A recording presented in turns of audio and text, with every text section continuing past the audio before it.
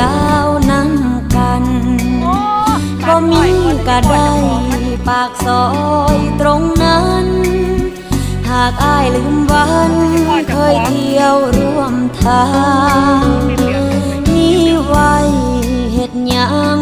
ถนนหากอ้ายบ่สนมาเดินเคียงข้างเมื่ออ้ายเลือกคนผู้มา